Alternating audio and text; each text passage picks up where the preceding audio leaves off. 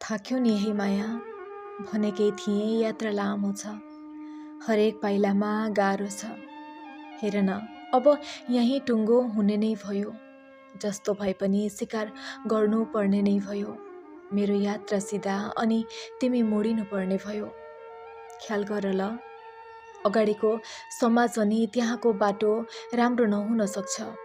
दुःख धेरै पर्ला अनि चोट लाग्ला, मलम लगाइदिने नहुन सक्छ।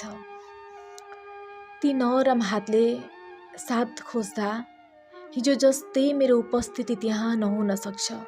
धेरै कुरा पत्थर छन् यहाँ, तरल नहुन सक्छ। विचार अनि नियम सबैको सरल नहुन सक्छ। राम्रो सुझाव नपाइएला, अलि विचार गर ल, धेरै कुरामा निशब्द छु। म यति भन्छु, आफ्नो ख्याल आफै गर ल।